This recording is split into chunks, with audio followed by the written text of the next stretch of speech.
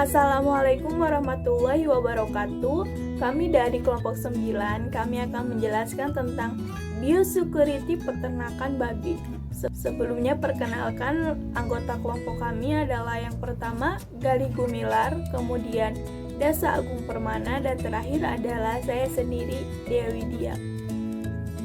Apa itu biosecurity pada peternakan babi? Biosecurity didefinisikan sebagai upaya perlindungan terhadap kelompok ternak babi terhadap masuk dan menyebarnya agen penyakit seperti bakteri, virus, jamur, dan parasit. Tujuannya sendiri adalah untuk menjaga penyakit parasit, jamur, kuman, bakteri, dan virus yang dari luar tidak masuk ke dalam peternakan babi. Kemudian keunggulan dari biosecurity sendiri adalah untuk melindungi dari semua bakteri dan kuman, kemudian lebih murah. 3 jenis biosecurity pada peternakan babi. Yang pertama itu ada konseptual, struktural, dan operasional. Untuk biosecurity konseptual ini merupakan biosecurity tingkat pertama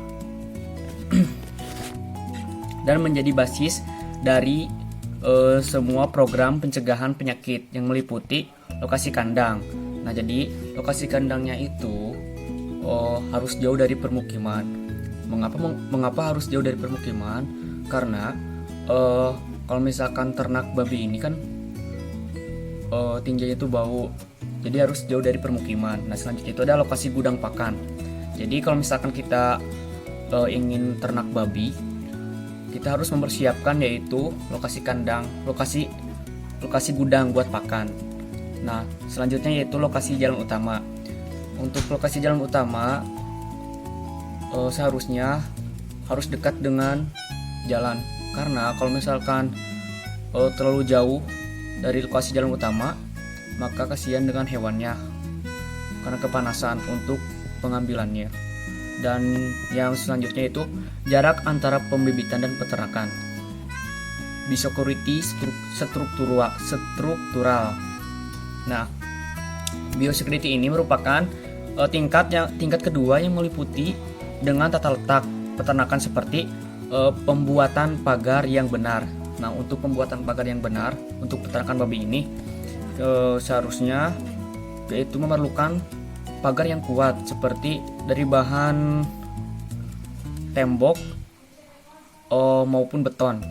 Nah, untuk tingginya itu supaya tingginya itu pertama tidak bisa dilewati oleh hewan untuk meloncat dan juga manusia yang masuk.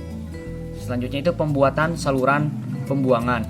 Nah, untuk saluran pembuangan ini, jadi untuk peternakan babi ini kita khususkan untuk membuang saluran pembuangan tinja atau bekas minumnya. Selanjutnya itu penyediaan peralatan dekontaminasi.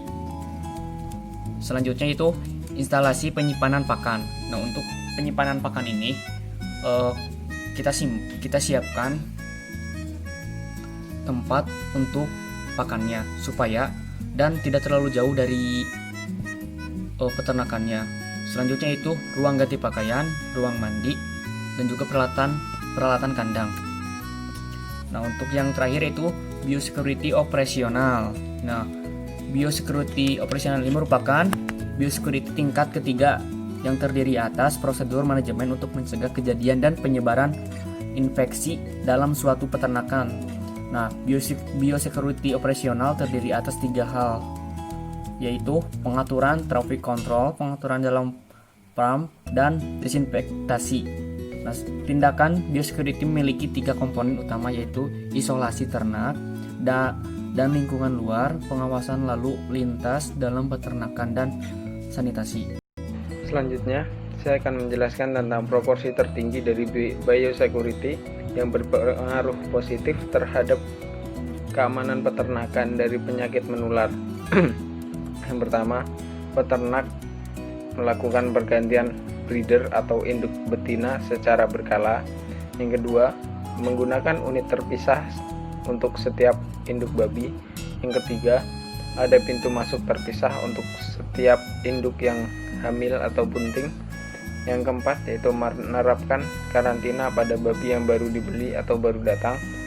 Yang keenam yaitu anak kandang tidak memelihara babi di rumah masing-masing. Selanjutnya yaitu memotong babi di rumah potong hewan. Selanjutnya yaitu air minum untuk babi berasal dari sumber yang aman. Yang terakhir yaitu kandang-kandang yang dibangun memiliki batas yang jelas serta pengunjung yang datang dapat terkontrol. Kemudian selanjutnya yaitu komponen biosecurity yang berpengaruh negatif terhadap peternakan babi.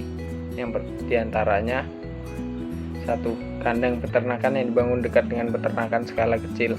Yang kedua yaitu bibit berasal dari luar daerah. Bibit berasal dari luar daerah dapat berpengaruh positif karena belum jelas sumbernya dan dapat membawa penyakit. Selanjutnya yang ketiga yaitu tidak adanya periode tanpa produksi pada peternakan. Yang keempat, mayat babi dibuang ke tempat sampah. Hal ini dapat membawa atau menyebarkan penyakit pada babi-babi yang berada di sekitar tempat sampah tersebut. Yang kelima yaitu tidak adanya pekerja khusus bagi ternak babi yang sedang bunting atau hamil. Yang keenam yaitu mobil yang masuk tidak didesinfeksi secara baik. Yang ketujuh, ketidaksediaannya tempat cuci atau desinfeksi untuk ban mobil yang masuk di depan pintu masuk peternakan. Apa gunanya desinfeksi pada ban mobil ini? Ban mobil kemungkinan dapat membawa penyakit karena ban mobil bersentuhan langsung dengan tanah, baik itu dari tanah tempat babi itu berasal dan nanti bisa menyebarkan kepada tanah di mana babi itu diturunkan. Yang terakhir yaitu tidak tersedianya tempat cuci kaki di dekat kandang ternak. Cuci kaki ini berguna untuk setiap pengunjung peternakan tersebut agar dapat mensterilkan kakinya sebelum atau sesudah masuk dari peternakan. Baik, terima kasih. Mungkin itu saja dari kelompok kami. Kurang lebihnya mohon maaf. Sekian dari kami. Wassalamualaikum warahmatullahi wabarakatuh.